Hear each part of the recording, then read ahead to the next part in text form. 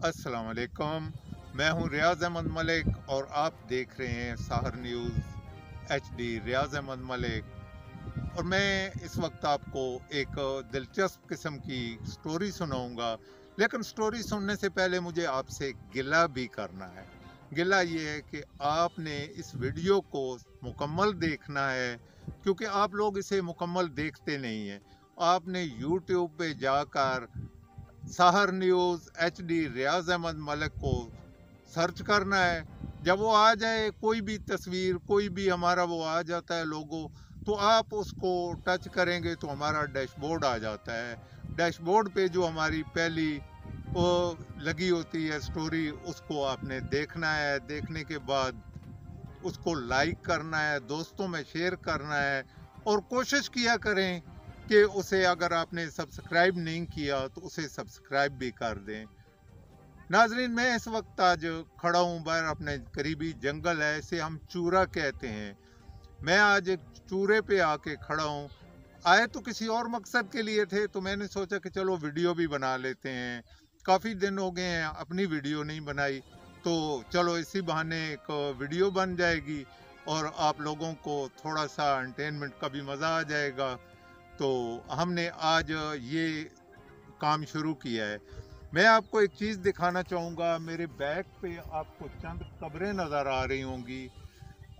ये कब्रें हमारे गांव के कादियानी हैं, उनकी हैं। कादियानियों को इतने दूर फेंक जाते हैं कि आप देख सकते हैं, देखने वाले शायद कुछ अरसा बाद यहाँ मज़ार बना बैठेंगे, लेकिन ये कादियानियों का कब्रिस्तान है। इसके अलावा मैं आपको ये बताऊं कि यहाँ हमारी ये बहुत बड़ी चरागाह है। आप देख सकते हैं कि यहाँ हमारे जानवर जो हैं वो चर रहे हैं। यहाँ से लोग लकड़ियाँ भी लेकर जाते हैं। ये हमारा बहुत सा ये है ज़ाती मालकीती इलाका है, और तकरीबन ये हमारा अपना ही समझ सकते हैं, ये हमारा अपना इलाका ही है। नाजरीन, ਅਸੀਂ ਤੁਹਾਨੂੰ ਇਸ ਤੋਂ ਪਹਿਲੇ ਸਿਆਸੀ ਗੱਲਾਂ ਵੀ ਦੱਸੇ ਸਾਂ। ਮੈਂ ਥੋੜਾ ਪੰਜਾਬੀ ਹੁਣ ਸ਼ੁਰੂ ਕਰ ਲੈਣਾ, ਉਰਦੂ ਨੂੰ ਛੱਡ ਦੇਣਾ। ਪੰਜਾਬੀ ਦੇ ਵਿੱਚ ਬੜਾ ਮਜ਼ਾ ਆਉਂਦਾ ਹੈ, ਪੰਜਾਬੀ ਜ਼ਬਾਨ ਤੁਹਾਨੂੰ ਵੀ ਮਜ਼ਾ ਕਰੇਗੀ ਤੇ ਅਸੀਂ ਵੀ ਇਸ ਦਾ ਇੰਜੋਏ ਕਰਦੇ ਹਾਂ।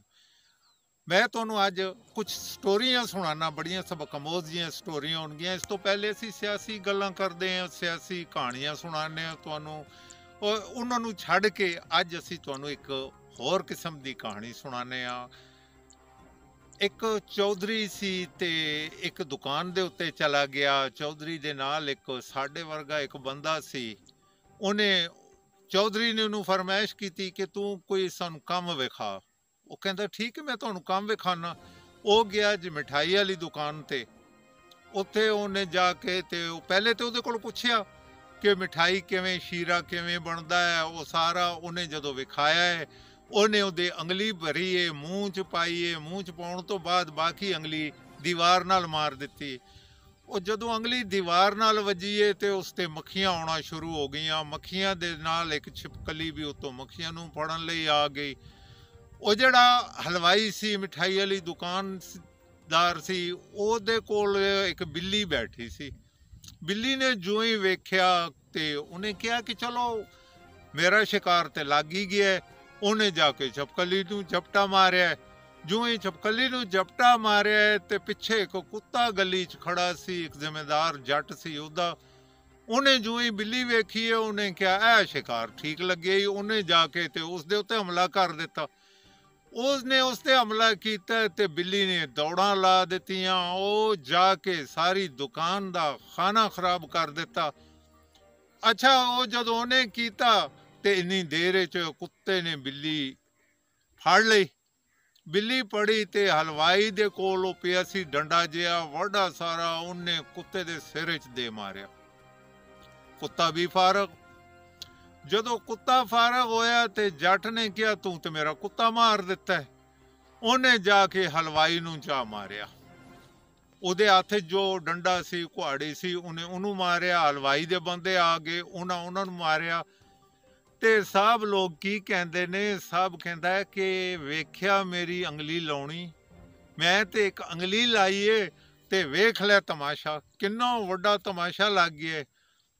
ਤੇ ਨਾਜ਼ਰੀਨ, ਮੈਂ ਤੁਹਾਨੂੰ ਦੱਸਣਾ ਇਹ ਚਾਹੁੰਦਾ ਕਿ ਲੋਕਾਂ ਦੀਆਂ ਲਾਈਆਂ ਉਂਗਲੀਆਂ ਤੋਂ ਬੱਚੇ ਕਰੋ, ਲੋਕਾਂ ਦੀਆਂ ਗੱਲਾਂ ਤੋਂ ਬਚ ਕੇ ਰਹੇ ਕਰੋ। ਇਹ ਨਾ ਹੋਵੇ ਲੋਕ ਉੱਥੇ ਉਂਗਲੀਆਂ ਲਾਉਂਦੇ ਨੇ, ਸੁਣੀਆਂ ਸੁਣਾਈਆਂ, ਅੱਗੇ ਟੋਰੀਆਂ, ਆਪਣੀ ਮੁਸੀਬਤਾਂ ਆਪਣੇ ਗੱਲ ਪਾ ਲਈਆਂ। ਕਿਸੇ ਦੀਆਂ ਮੁਸੀਬਤਾਂ ਆਪਣੇ ਗੱਲ ਨਾ ਪਾਈਆਂ ਕਰੋ। ਜ਼ਬਰਦਸਤ ਤਰੀਕਾ ਇਹ ਹੁੰਦਾ ਹੈ ਕਿ ਬੜੀ ਸਬਕ ਅਮੋਜ਼ ਕਹਾਣੀ ਹੈ, ਤੁਹਾਨੂੰ ਬੜਾ ਮਜ਼ਾ ਕਰੇਗੀ।